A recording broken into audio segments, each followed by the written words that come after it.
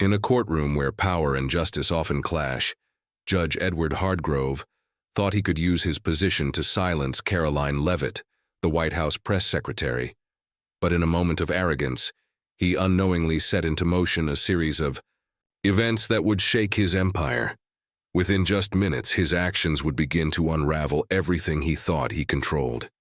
Before we delve into this story, don't forget to share where you're watching from and subscribe so you don't miss out on our latest content.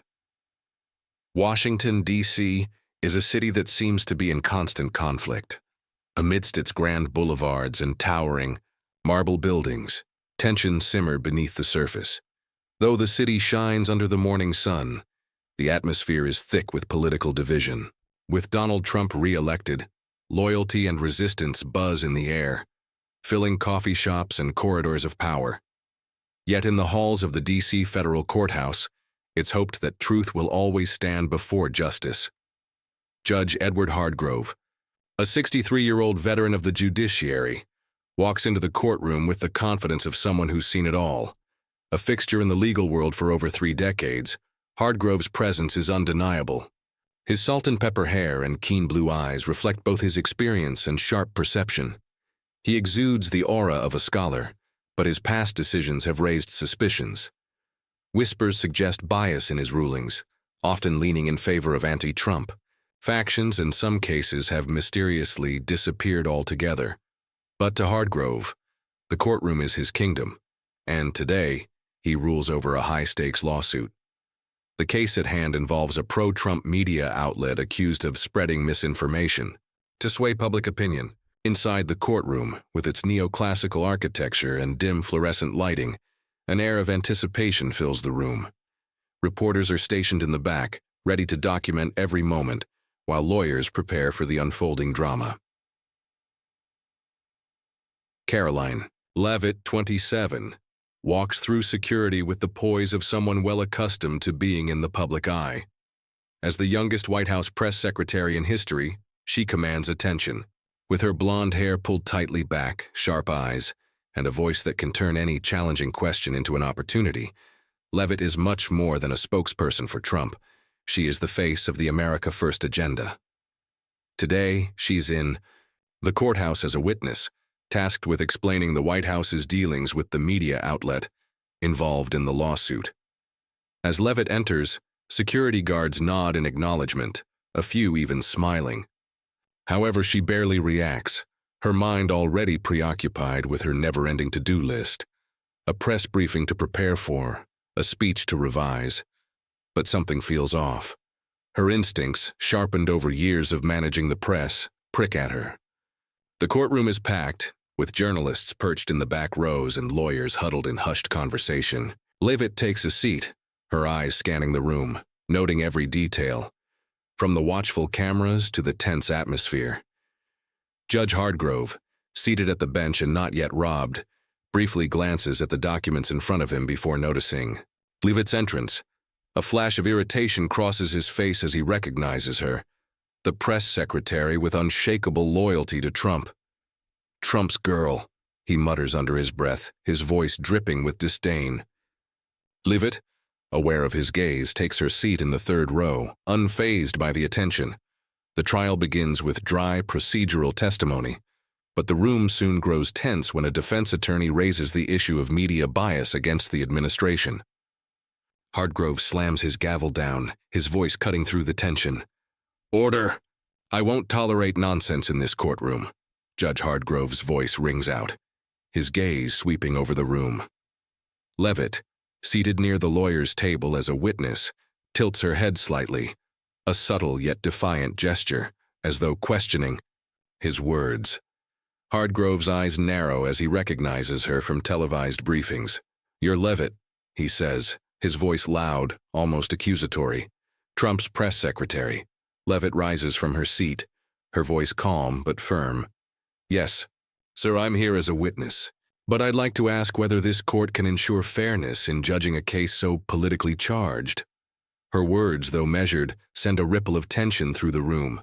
Journalists at the back begin scribbling, and murmurs spread among the crowd. Hardgrove's jaw tightens, his face hardening. He's not used to being publicly questioned, especially not by someone like Levitt, whom he views as a representative of an administration he despises. "What are you implying, Levitt?" he growls, his voice shaking with barely contained anger. His hand grips the edge of the bench. Levitt stands her ground, her eyes steady. "I just want to ensure justice isn't swayed by bias, sir." Her words cut through the room like a knife, the atmosphere growing heavier. A journalist whispers, "She just took a shot at him." Hardgrove's temper finally boils over. He stands abruptly, his eyes blazing. "Enough!" he shouts, his voice reverberating through the courtroom. He steps down from the bench, striding down the wooden steps toward Levitt. The security guards hesitate, unsure whether to intervene. All eyes are on Hardgrove as the tension in the room rises to its peak. He stops a few feet from Levitt, his breathing erratic. "You think you can stand here and challenge me?" he snaps, his voice cracking with the anger built up from weeks of public scrutiny over his biased rulings. Levitt doesn't flinch. Her gaze remains locked with his. "I'm just speaking the truth," she replies coldly, her voice unwavering. The room holds its breath, sensing the situation about to escalate. Hardgrove, pushed to the brink by her defiance and the mounting pressure, loses control. In a sudden outburst, he raises his hand and strikes Levitt across the cheek. The sharp slap echoes through the stunned silence. "Learn some respect," he spits, his voice trembling with rage. Journalists gasp, the sound of papers halting. In mid-rustle, a pen falls to the floor. Security cameras capture the moment, their red lights blinking. Levitt, unmoved, touches her cheek lightly, where a red mark has already appeared. She looks directly at Hardgrove. "You just made a big mistake," she says, her voice cold and unwavering. Hardgrove, taken aback and now fully aware of the consequences of his actions, steps back, his breathing shallow, but his arrogance still clings to him. "You dare threaten me," he snarls, though the confidence in his voice has waned. The room erupts in murmurs. "My God, he slapped her," a lawyer whispers. "That's the press secretary."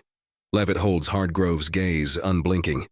"I'll make sure the whole country knows about this," she says, her voice steady and resolute. Journalists, their fingers flying over keyboards, phone screens light up with notifications. Hardgrove, his face reddened with humiliation, returns to the bench and orders a recess before quickly exiting the courtroom, leaving behind a stunned and shaken crowd. The door slams shut behind him, but the weight of the slap lingers in the air. Outside, the media frenzy erupts. Journalists leap. From their seats, microphones thrust toward Levitt, who remains composed. "Miss Levitt, any comment?" Reporter shouts, holding the microphone near her cheek where the red mark is still faintly visible. Levitt stands tall, her eyes like steel, unwavering under the pressure. She knows the world is watching, not just in the courtroom, but across the country. "I'll speak when the time is right," she responds, her voice calm, and walks out of the courthouse. As she steps into the sunlight, the air feels heavy, as though before a storm. Her aide, Sarah Coleman, is waiting by a black SUV, her laptop open. Sarah, a 30-year-old lawyer with sharp eyes and brown hair tied in a high ponytail, has been following the incident via a live stream. "Caroline, the country's going crazy," Sarah says, turning the screen to reveal a viral tweet. "Judge Hardgrove slaps White House press secretary. Justice or bias?" Levitt slides into the back seat of the SUV, the door closing behind her. For the first time that day, she allows herself a deep breath. Hardgrove may have thought he could get away with it, but the consequences are just beginning. Her voice is low but certain. "He's wrong," Levitt says as the SUV glides through the bustling boulevards of D.C. Pulling out her phone, she dials a number with practiced ease. "I need to meet the comms team now," she commands, no pleasantries needed. As White House press secretary, she understands the power of narrative. The slap wasn't just an act of violence. It was a crack in the power structure Judge Hardgrove had so carefully built, and Levitt plans to use it to dismantle everything. Sarah, still typing rapidly on her laptop, looks up. "I've reached out to Ethan Carter, the investigative reporter. From the Capitol Post. He wants to meet. He thinks Hardgrove isn't as clean as he wants people to believe. Levitt nods, her face unwavering. Good. I need everything he's got. Meanwhile, in his private courthouse office, Hardgrove slumps into his chair. His hands tremble slightly as he watches the video of the slap on his clerk's phone. The security camera caught it all. The slap, his enraged snarl, and Levitt's unflinching defiance. Damn it, he mutters, tossing the phone onto the desk. He calls James Whitaker, a federal prosecutor and longtime ally. She provoked me, Hardgrove says, his voice strained. She knew exactly what she was doing. On speakerphone, Whitaker responds coldly. She's Trump's people. She'll turn this into a crusade. We need to act fast. Hardgrove nods, though no one can see him. Call the Judges Association. Draft a statement. Say it was a misunderstanding. Find a way to shut her up. But Levitt has no intention of staying silent. At the White House, she strides into the briefing room where the communications team is already assembled. A large screen displays social media posts. Some call her a victim. Others accuse her of staging the slap to gain favor with Trump. They're dividing the narrative, as they always do. But Levitt gives a thin smile. They always do, but this time we'll steer the story, she says, her voice steady. She requests an exclusive interview with a Trump-friendly network for that evening, where she'll publicly call for an investigation into Hardgrove for abuse of power. If he thinks a slap will silence me, she says, he doesn't know who he's dealing with. At the same time, Ethan Carter, a lanky reporter with round glasses and a reputation for digging into DC's darkest corners, sits in a coffee shop near the courthouse. He's scrolling through old notes on Hardgrove, controversial rulings, vanished cases, whispers of bribes. When Sarah reaches out, Ethan agrees to meet with Levitt, but with a condition. I don't work for the White House. I chase the truth wherever it leads. Sarah replies over the phone. Caroline wants that too. She's not afraid of the truth. Back at the White House, Levitt takes a rare moment to check her personal phone. A text from her husband appears with a photo of their son playing in the yard. You okay? I saw the news.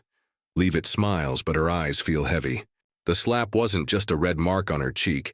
It's a reminder of the cost of the position she holds. She types back quickly, I'm fine, home soon. But she knows that soon is a fragile promise. Hardgrove isn't just a judge who lost control. He's a symbol of a system she's sworn to challenge. Levitt stands, adjusts her jacket, and heads back to the briefing room. Prep the statement, she tells her team. We're demanding a Justice Department investigation into Hardgrove, not just for the slap, but for everything he represents. As dusk falls over D.C., Ethan Carter sends Sarah an email with an attachment, an old ruling by Hardgrove dismissing a lawsuit against an anti-Trump interest group despite clear evidence. Ethan's note is brief. This is just the start. Hardgrove isn't acting alone. Sarah forwards the email to Leavitt, who reads it in the dim light of her office. She closes her eyes, takes a deep breath. The slap was Hardgrove's mistake, but it's also her opportunity.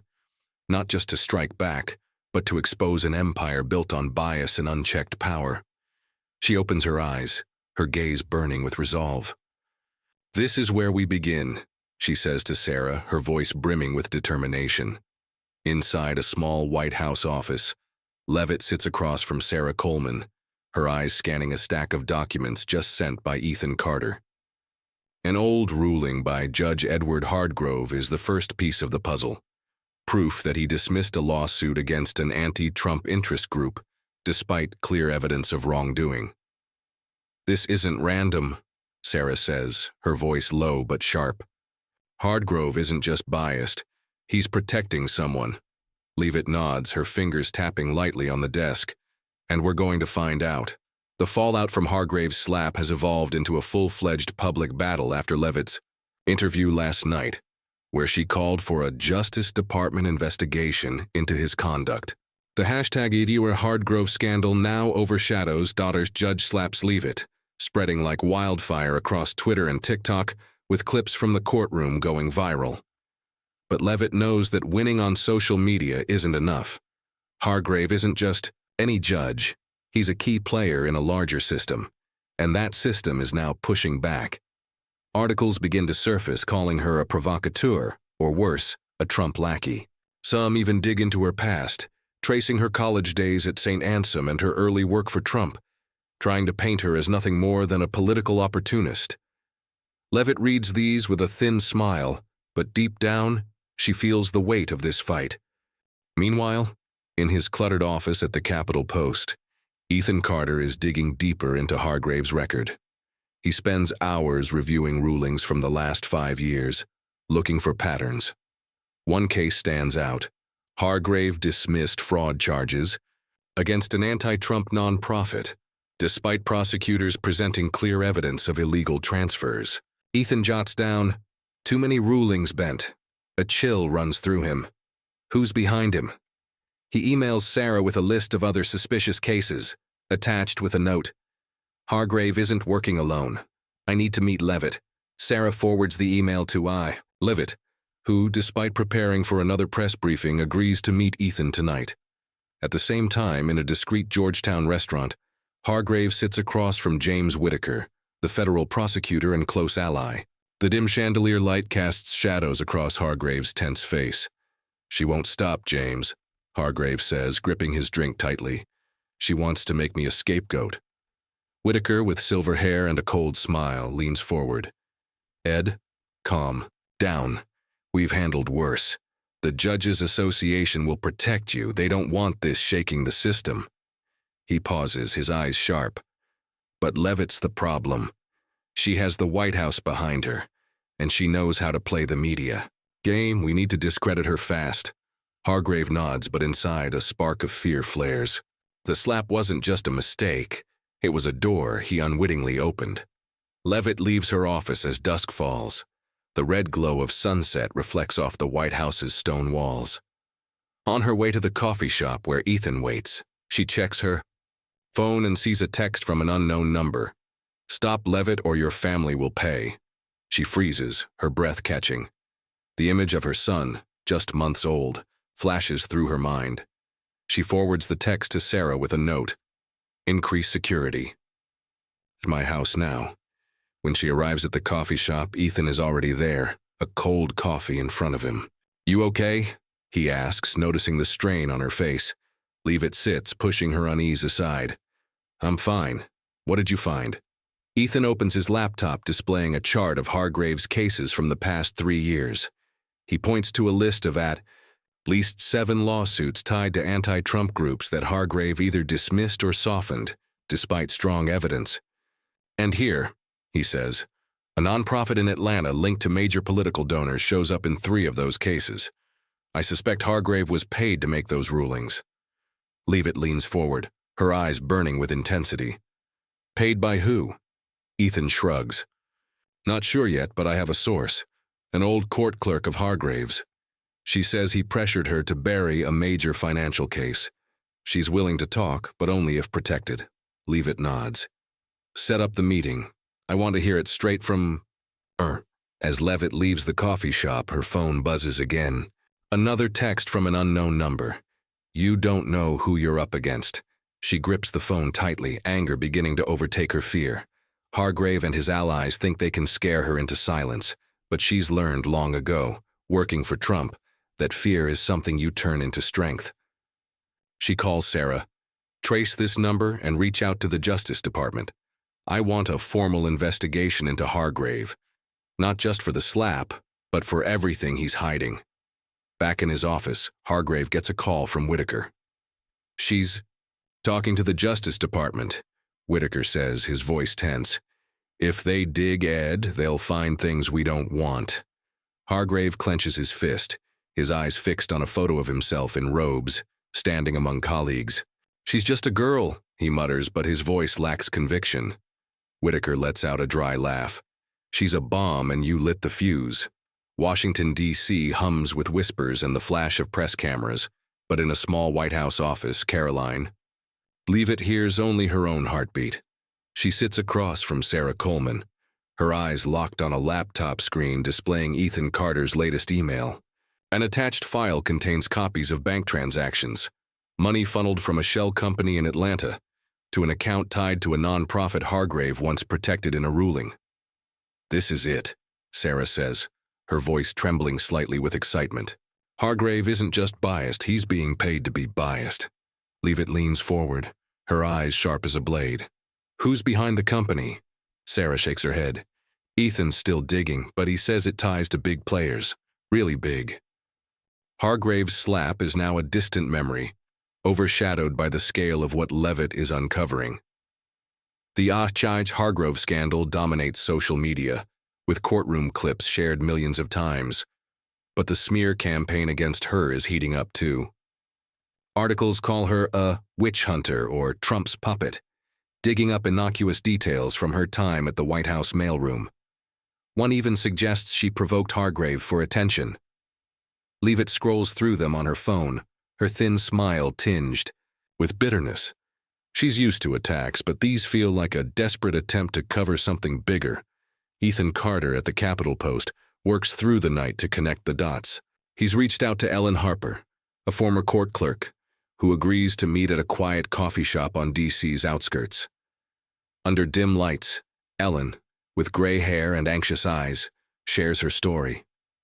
"Hargrave didn't just tell me to shred a report," she whispers, clutching her tea. "He met Whitaker afterward in private. I heard them talk about keeping things stable. Whitaker had a briefcase, and I don't know what was in it, but I'm not naive. Ethan secretly records his heart racing." "Can you testify publicly?" he asks Ellen. Blinks, hesitant. "If Miss Leavitt can guarantee my safety, I'll speak." Meanwhile, at the federal courthouse, Hargrave stands by his office window, staring down at D.C.'s traffic. His eyes are vacant, his hands clenched white-knuckled. A call from Whitaker has just ended with a clear message. "She's getting close. The Justice Department's asking for your old rulings. We need to act." Hargrave turns, his voice hoarse.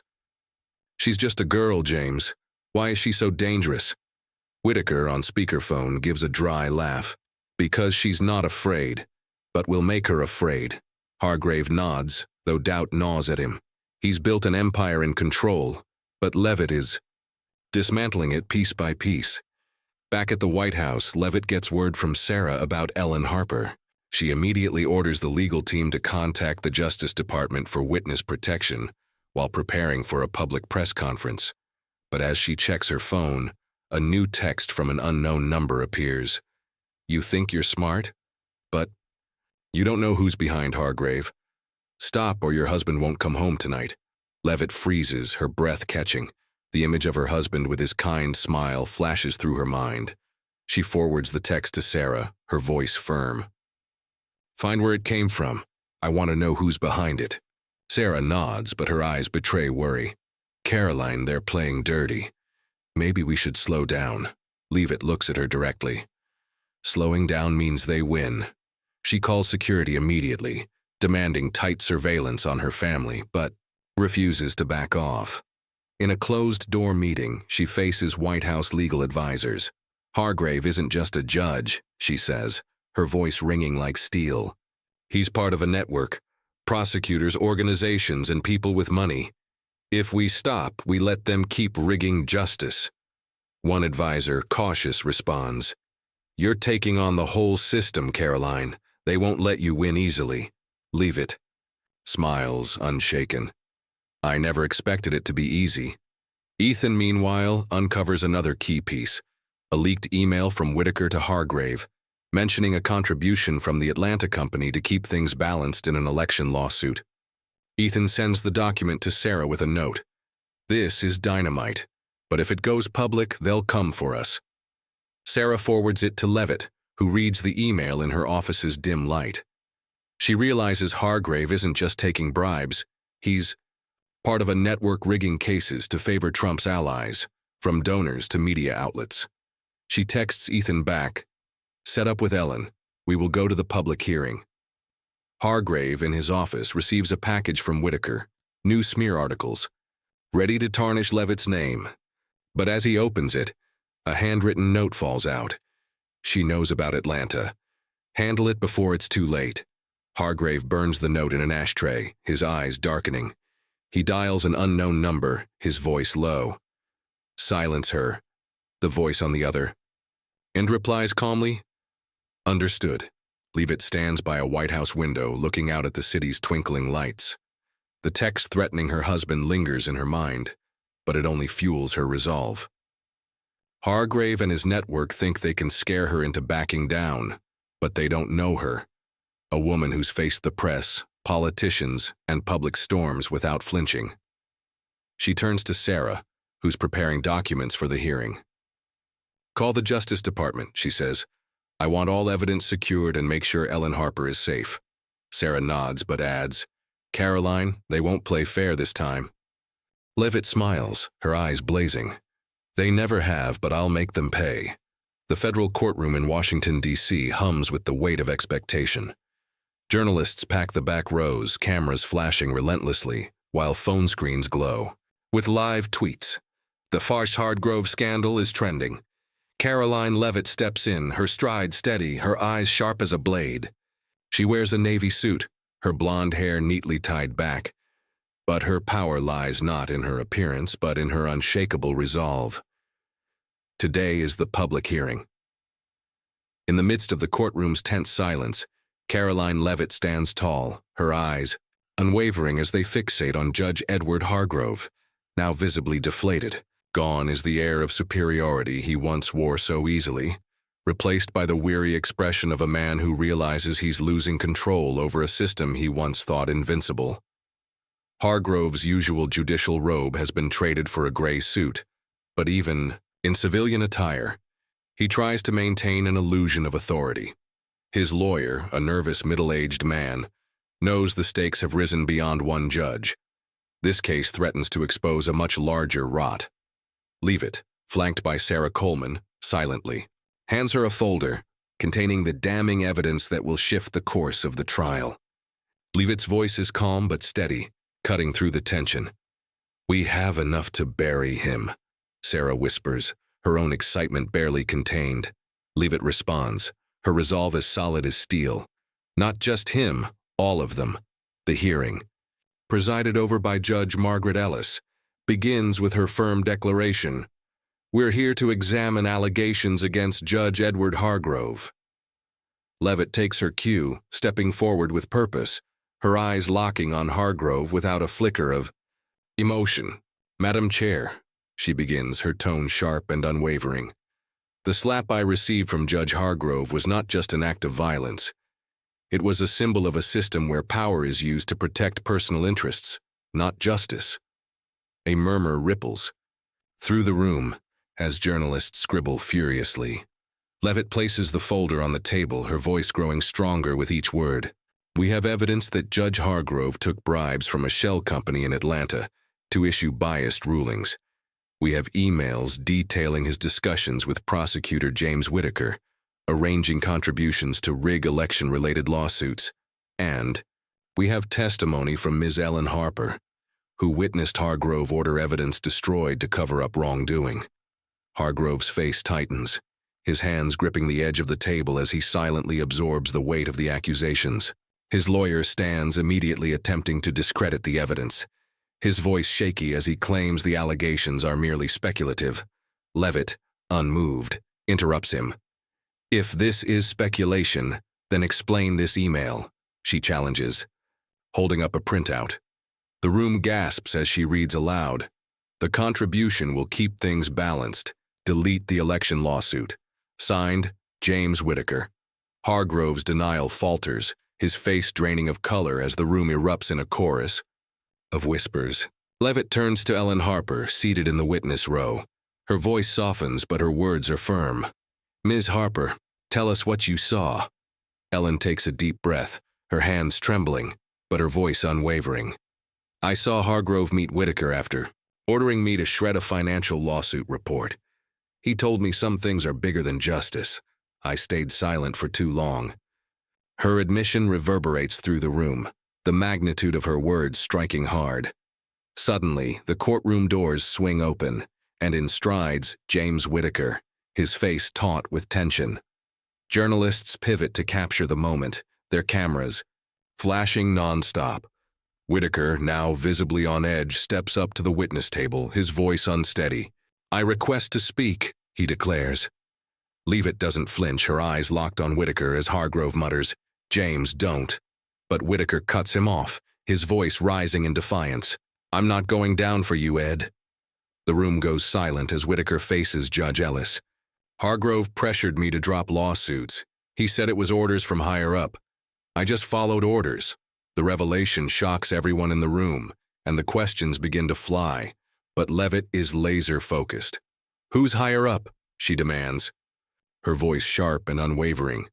Whitaker hesitates, his words faltering. "I don't know specific names," he mumbles, his confession weak and unconvincing. Leavitt turns back to Judge Ellis, her voice commanding. "Madam, I request a federal investigation into this entire network, not just Hargrove."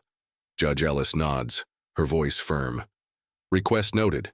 Judge Hargrove, you are suspended immediately, pending further investigation."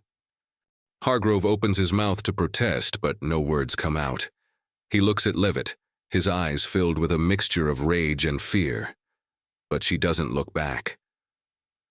Without another glance at him, Leavitt walks out of the courtroom, Sarah following. Closely behind, whispering, "You did it." Leavitt shakes her head, her expression hardening. "Not yet, this is just the beginning." As Leavitt steps out into the bright glare of flashing cameras, the hashtag #HargroveDown dominates social media, but she remains unbothered by the victory. A text from her husband flashes on her phone. "I'm proud of you." She smiles briefly, but her eyes remain cold, knowing the battle is far from over. Leavitt enters her office, her mind focused on what comes next. The TV screen shows images of Hargrove's suspension, his face pale and panicked. The #HargroveDown trend floods the news, but Leavitt's victory feels hollow. James Whitaker's confession, that there are higher-ups involved, echoes in her mind, and she knows the real fight is just beginning. Caroline Leavitt knew this wasn't a victory. It was just the first step in a much larger battle. As Sarah Coleman walked in, placing a stack of newspapers on her desk, the weight of the ongoing fight hung heavily in the air. "The Justice Department has opened a federal investigation into Hargrove," Sarah said, her voice a mix of excitement and underlying worry.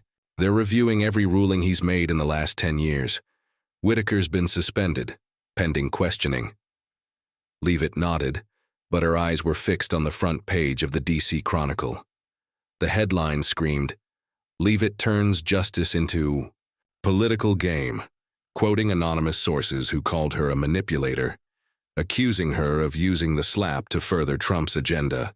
She pushed the paper aside, her voice calm but sharp. "They're trying to discredit me. That means we're on the right track." But the counterattack didn't stop at the press. As Leavitt checked her email, a new message appeared from an unknown number. "You think you won, but you've only scratched the surface. Back off or the whole White House will pay." Her grip on her phone tightened as anger flared within her. It wasn't the first threat she had received, but this one felt different. More sophisticated, more dangerous. "Forward this to security," she said, her voice low but intense. "I want to know where it's coming from." Sarah nodded, though her concern was clear. "Caroline, they're not just targeting you, they're targeting all of us." Meanwhile, in his cluttered office at the Capitol Post, Ethan Carter sat hunched over his laptop, the glow illuminating his tired face as he pored over new documents. A series of transfers from the Atlanta Shell Company to accounts tied to D.C. political figures caught his eye, and one name stood out: Senator Robert Klein. A vocal anti-Trump figure known for his speeches defending democracy, Klein's ties to the corrupt network were now clear. Ethan scribbled down his findings, then emailed Sarah with a brief line. "If Klein's involved, this isn't just judicial, it's high-level politics."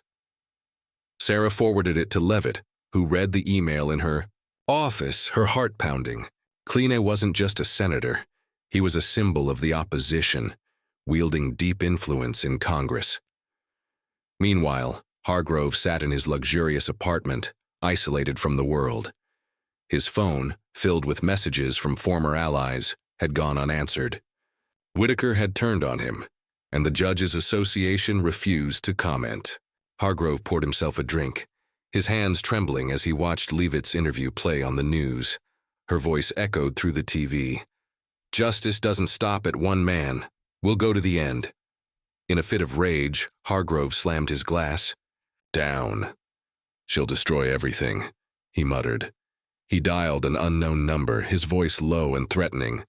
"She's digging deeper. Handle it, before the Justice Department finds clean." The voice on the other end replied coldly, "We have a plan." That night, Leavitt returned home late for the first time in days. Her husband stood to embrace her, his concern palpable. "You okay?" he asked, his voice full of worry. She nodded, but her eyes lingered on a family photo on the shelf, her son beaming in her arms.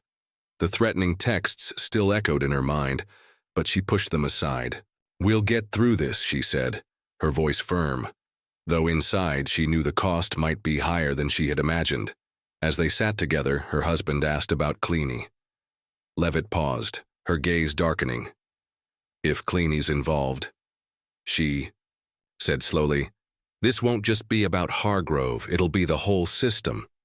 The next morning, Leavitt met with the White House legal team, demanding they prepare a file to push the Justice Department to expand the investigation to include Clean. "We need hard evidence," she said, her voice cutting through the room.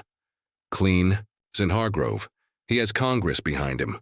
An advisor cautioned, "If you target Clean, you'll make all of D.C. your enemy." Leavitt smiled thinly. "They've been my enemy since Hargrove slapped me."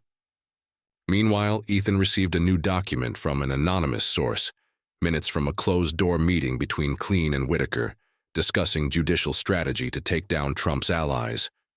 Ethan forwarded it to Leavitt with a note. "Be careful. Someone's trying to help us, but they're scared." Leavitt read the document, her eyes blazing with determination. She quickly texted back, "Prep for a presser. We will go public soon." Time was running out. Hargrove's network was shrinking, but it was still strong enough to strike back. As she prepared to leave her office, another text arrived. "You can't touch us, Leavitt." Her grip on her phone tightened, anger surging through her. Hargrove had fallen. Whitaker had flipped, but the forces behind them still lurked in the shadows. She turned to Sarah. "Set up the biggest press conference we can. We're naming them, all of them." Sarah nodded, her eyes a mix of admiration and worry. Leavitt stepped out of her office, her shadow stretching long and steady down the hallway, unyielding as an unquenchable flame. Hargrove had started this battle, but Leavitt would finish it. At the White House briefing room, Caroline Leavitt stood behind the podium, the weight of the moment pressing down on her. The room was filled with reporters, cameras, flashing microphones thrust forward. Just hours ago, she had approved the final statement, backed by undeniable evidence from Ethan Carter, a series of minutes from a closed-door meeting between Senator Robert Clean and James Whitaker, discussing funding for Judge Edward Hargrove's biased rulings. Leavitt knew that naming Clean would shake the foundations of D.C., but she didn't hesitate. Hargrove had started this war with a slap, and she would end it with the truth. She took a deep breath and spoke clearly into the microphone. "Today, we're releasing evidence that Senator Robert Clean funded a corrupt network in the federal judiciary, using money from an Atlanta shell company to manipulate cases against the current administration." The room erupted in murmurs, cameras flashing relentlessly. Leavitt held up a printout of the meeting minutes and read aloud, "We need Hargrove to hold the line, Robert. The election lawsuits can't reach the public. Signed, James Whitaker." The reporters jumped to their feet, shouting questions, but Leavitt didn't falter. "This isn't just about Hargrove. This is about those who think they can buy justice."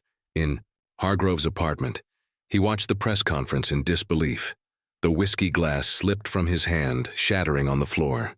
He had been suspended, isolated, and now Clean, the man he had once believed untouchable, was being dragged into the light. Hargrove stumbled to his feet and dialed an unknown number, but no one answered. He collapsed into his chair, vacant, eyes staring at the screen. He knew the end had come for him. He hasn't just lost power, he's lost everything. Ethan Carter, alone in the dim glow of his laptop at the Capitol Post, watches social media explode. Klein exposed trends instantly, mixed with praise for Caroline Leavitt and accusations that she's weaponizing justice. An email pings into Ethan's inbox from the same anonymous source. Be careful, Klein isn't acting alone. He wastes no time. Text to Sarah Coleman. The network runs deeper. She forwards it immediately to Leavitt, who's exiting the press conference amid a storm of reporters. Leavitt reads the message, her eyes fierce. We'll find them, she replies, her voice ironclad. That same night, Senator Klein calls a sudden press conference. Standing before Congress, his silver hair disheveled, eyes dark with exhaustion, he offers resignation. I'm stepping down to protect this institution's honor, he says, a vague attempt at dignity without denial. Reporters shout after, him, were you tied to Hargrove? But Klein doesn't answer. He walks away in silence. Caroline Leavitt watches from her office. Her expression is cold, not of triumph but awareness. One domino down. Many remain. Then the call comes. The Justice Department informs her Whitaker has agreed to testify. In a sterile interrogation room, Whitaker breaks. Klein didn't. Just fund Hargrove, he mutters. He coordinated with donors. They wanted to rig election cases, media narratives. Weaken Trump. Hargrove was just the enforcer. Sarah relays the news. Leavitt's eyes blaze. We need those donor names. If you push further, Sarah warns, they won't just threaten, they'll act. That night, Caroline returns home. Her husband greets her with a quiet embrace. Their son sleeps peacefully nearby. For a moment, peace. You did it, her husband whispers. She watches their child, a gentle smile softening her face. But doubt lingers. Is this still about justice or Trump? She silences the question. I'm fighting for this boy, she whispers, brushing her son's tiny hand, for a world where truth matters. The next morning, Leavitt's resolve is steel. She demands the White House legal team prepare a full operation to trace the donor web. We don't stop now, she orders. An advisor protests. You've already taken down a senator. Go further and all of D.C. might turn on you. Leavitt smiles. They already have. At the White House podium, she stands once more. Flashbulbs spark. Her voice cuts through the air. The Justice Department has launched a full investigation, not just into Hargrove or Klein, but into the money men, the real puppeteers hiding behind the curtain. Judge Edward Hargrove, now a disgraced ghost, faces criminal charges. Klein has vanished from the political landscape. But Leavitt doesn't claim victory. Not yet. Shadows still move. And she knows they're watching. Outside the press room, Sarah hands her a newspaper. Leavitt pushes judicial reform. The headline reads, the piece praises her push for independent oversight and financial transparency in courtrooms across America. You did it, Sarah says softly. Leavitt offers a thin smile. We're only getting started. That evening, Caroline kneels beside her son.